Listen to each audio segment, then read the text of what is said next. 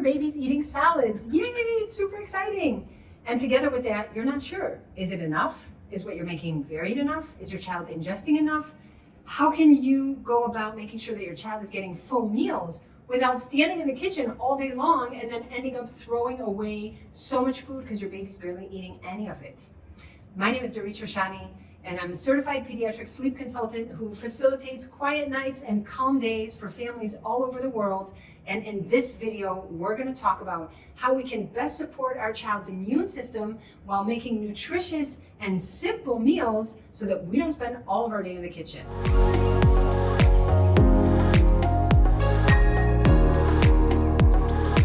About 16 years ago, I embarked on a health journey myself. And I went down a rabbit hole for 14 years, really diving into the nitty-gritty about nutrition, immune function, and how we can best support our immune system through food. And that has served me well. I helped facilitate adults that were dealing with chronic illnesses. And today I actually incorporate what I've learned into facilitating families with salads, starting out just really the baby steps, but also understanding what's the bigger picture? What am I looking at? How can I support my child's well-being? Because we all want our children to be healthy and we all want them to thrive. And so understanding what makes up healthy eating is going to help you support your child to thrive and be well. We're not going to think about breakfast, lunch, snack, and dinner in their conventional terms because we get stuck when we do that. So when I say breakfast, you're probably thinking 2 eggs and salad, or that's if you live in Israel. But if you live in America, maybe you're thinking donut and coffee. It doesn't matter what you think about because it doesn't matter what those meals mean. We want to wrap our heads around healthy nutrition and not necessarily terminology that gives us an idea of what we should be feeding our children. So breakfast can be served at dinner, and dinner can be served at lunch, and snack can actually be a meal. So the way that we want to look at this is that every 3 hours, plus minus half an hour, our child is being offered a full meal.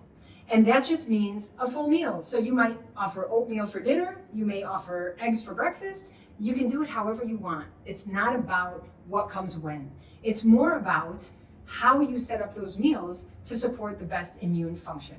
So let's pause for a second and talk about our immune function and our immune system. We all know what it means to crave foods. All of us have different cravings. And actually those cravings are not a fluke.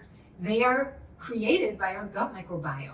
So 75 to 85% of our immune health lies in our microbiome. That is a fancy way of saying our intestinal tract. So we have good bacteria and bad bacteria that live there, and they're munching away at whatever we're eating to help us digest our foods. Now, believe it or not, the gut microbiome is formulated by the types of foods that we eat. So when we're eating healthy foods, we have a healthy gut microbiome. And when we're eating highly processed, highly sugar foods, we have a very unhealthy gut microbiome. Now, just imagine this for a second. If you can imagine like an intestinal lining, and you're imagining these little bugs, because that's what bacteria are, and they're eating away at the foods that we eat. If they are used to receiving crappy kind of highly processed foods, then they're calling for that food. So they're saying like, we're hungry, give me some food. That's what you're craving. If you're the kind of person who puts focus on their health and eats an array of whole plant foods and healthy foods, then your gut microbiome is craving healthier foods. So we actually want to think about it in reverse. It's not that our child is picky, or it's not that our child doesn't like certain foods. It's that their gut microbiome has become accustomed to digesting certain foods. Therefore, that's what they're looking for. So now we're starting off with a fresh start, and we're so lucky because we have all the influence in the world. If our children's immune system lies mainly in their gut, then it's wise for us to put focus on how we're feeding them and what we're feeding them.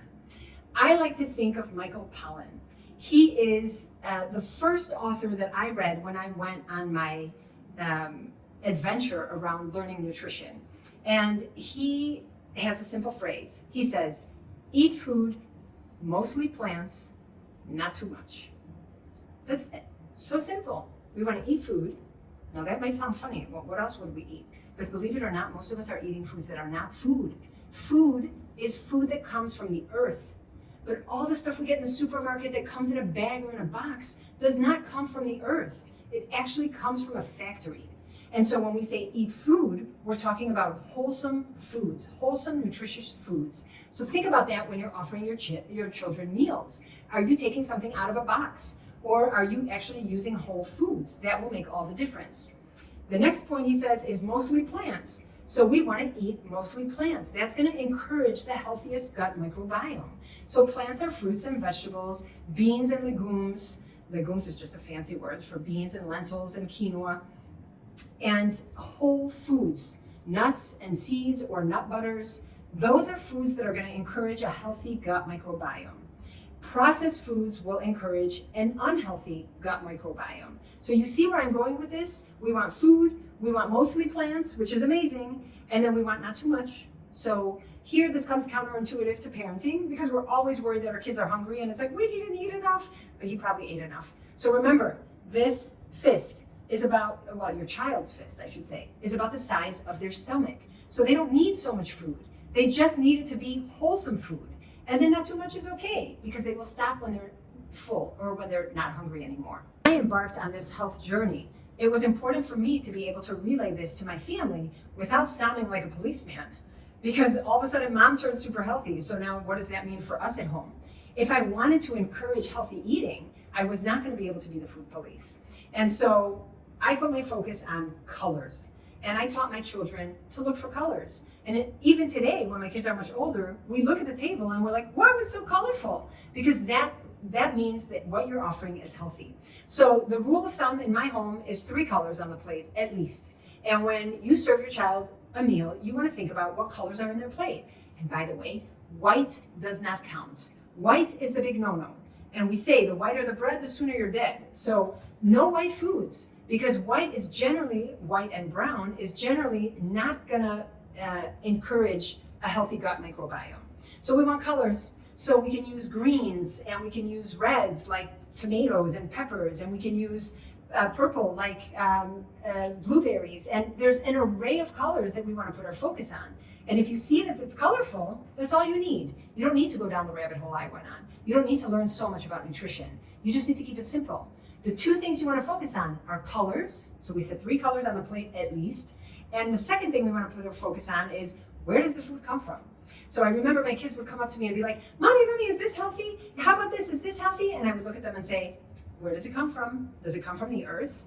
And they would look at it and be like, no. And I'd be like, then it's not healthy. And if they would be like, yeah, Mom, it comes from the tree or it comes from the ground, I'd be like, yeah, then it's healthy. And sometimes they'd be like, wait, I don't know, does rice come from the ground? And I'd be like, yeah, rice comes from the ground. Let me show you how that looks. And so we actually had a whole learning process involved around this. So without becoming like a whole food guru, all you need to know is that you want things to be colorful. You want variety, like we talked about in the previous video. And we want to make sure that our foods are foods that come from the earth, whole foods that come from the earth. So better to eat the strawberry than the strawberry flavored whatever it is in a box. Or better to eat the broccoli than to eat the broccoli flavored chips. Because the things that are processed are going to create an unhealthy gut microbiome, which will enable our children to be sick more than they need to be. Okay, so now we know the basics. And you know what? You probably just from that know more than most people on the planet. Because most people don't know anything about health. It's about variety, it's about colors, it's about whole foods from the earth. Wow, that's so simple. And it's so yummy. So let's put our focus on that. And together with that information, let's try and wrap our heads around how we can create simple meals. Because again, we said we don't want to be in the kitchen all day long. And actually, even though I went down this rabbit hole and I learned so much about nutrition, I actually very much dislike being in the kitchen. So it's my least favorite place to be in the house. I'd much rather clean, I'd much rather go for a walk, I'd much rather do anything but be in the kitchen. So for me, it was super important that I could, of course, create healthy meals for my family, but do it in no time because I didn't want the stress of having to sit there and make all this food and then I burned it because I always do, or it didn't come out good, or I forgot to put, the spices.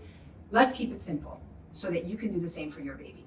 Now, when we're thinking about food, we want to think in categories, okay? So categories meaning fats. So what do you think of when I say fats? I think avocado, I think coconut or nut butters, right? Because we're not offering nuts before the age of 3, but but we can definitely offer nut butters. And that just means that the nut that we want to offer has been creamed into a butter already so that we don't have a choking hazard. So let's say we think about fat, we're thinking about nuts, we're thinking about avocado, we're thinking about coconut. If we can also maybe think about olive oil or olives, that's also a fat. Although olive oil is a processed food, and here we're talking about whole foods. So I'm keeping my focus on whole foods. Next, we can think about protein. Protein is a very popular category. We think about chicken, we think about meat, we think about beans, we think about lentils, we think about quinoa. Those are high protein foods. We definitely understand what that would look like. Then we can think about starches. Starches, or maybe some people call them carbohydrates, that's like potatoes or sweet potatoes. We might also think about rice. We just want to consider whole foods. Remember, I'm not looking to pick up something from the grocery store that I'm going to be able to take out of a box and give to my child. I'm talking whole plant foods, and there are plenty. The Friendly Universe took care of us and gave us a big variety of all these yummy things. Another obvious category is vegetables. And in the vegetable category, we probably have the most variety of any category. There is all the colors on the spectrum. There are so many yummy different varieties. There are starchy vegetables, there are more root vegetables, there are leafy greens. We have such an opportunity to expose our children's immune system to a variety of yummy, delicious, nutritious foods. So vegetables is the next category. Grains are the last category. And in grains, we might think about things like oats, whole oats. We might also think about wheat and all the varieties of wheat that we have. Specifically here, I like to think about oats. That's the grain that's kind of my go-to for grains. I feel like it's a great one. It's quick, it's easy, it fills up our children's belly. It's high in iron, it's high in protein. I mean, it's like you can't lose with the grain. Now, when we're thinking of creating a meal, instead of thinking like, oh, what am I gonna make today? Which is like totally what happens to me around dinner time. If I have to think of dinner, I'm like, oh yeah, what am I gonna do? But we don't have to do that. Because when I do that, then I think to myself, you don't have to do that, Dory. You just need to put together 2 to 3 categories and you're gonna be fine. And then it's like, oh, right, so let me pick a protein, let me pick a fat, and let me pick a starch, or let me pick a grain. And I can easily make a meal out of that. I'm gonna give you an example, a quick go-to for breakfast, okay? It doesn't have to be breakfast, it could actually be dinner. But I'm gonna give you a quick go-to for, let's say, a meal that I would put together in an instant. So if I think about my child's fruit, right? Because we talked about fruit being one of the first things we're gonna offer our children. So we've exposed them, they have experience, they have variety, they tasted everything, they love it, they're opening their mouth, they're eager, yay. Now, how do we make that into a whole meal? And how do we keep that varied every day? Because that seems very complicated. So what we've done, I'll just give you an example here. What we've done in my house is that we have a freezer drawer with fruit in it. So we have like 5 different bags of fruit at any time. And it's always kind of switching up. And you can do fruit together with fat, together with grain. So for example, let's say I picked mango today with peanut butter. Maybe you don't like that combo, but that's okay. With oats. And I can create oatmeal for my child with a tiny bit of peanut butter and some mango. Mix it all up, zhuzh it together, and they have a full meal. And that might be what I offer them tomorrow. Or tomorrow I might decide I'm not gonna take mango. I took mango yesterday. I'm gonna use blueberries today. And the next day I might decide I'm gonna take passion fruit. Meaning you can vary it up based on how you set yourself up for success already at the grocery store. So that's another thing, is that you want to think about how you're going to be feeding your child already at the grocery store. And the good news is that when you've done that and you've put intention when you're shopping, then you have the foods at home and you won't just throw them away. You're going to actually have to use them up. And that's how your child will be exposed to a bunch of different options. So we said one option for breakfast could be oats with a fruit and a fat. Another option for breakfast might be a fruit smoothie. So you may have already exposed them to lots of different fruits, and then all of a sudden you're gonna make, let's say, 3-4 fruit combination together with maybe some chia seeds, together with maybe a teaspoon of oats. And there you go, you have a fruit smoothie. So it doesn't have to only be oatmeal, and it doesn't only have to be a fruit smoothie. It can be whatever you want it to be. But knowing that you're picking from different categories enables you to come up with meals in a jiffy, because you don't have to spend all this time cooking and preparing, especially since your child's probably not going to be eating so much right off the bat. All right, one last thing that I'm going to say here, and this is just my personal preference, so you don't have to agree with me on this one, but I avoid 2 categories in general. I avoid dairy. Actually, I avoid dairy at all costs, and I avoid gluten. Now, If you don't agree with me, you can turn off the video now, that's okay, but then don't come back to me and say, oh my God, my child has sensitivities, because those two categories are massively influencing your child's sensitivities.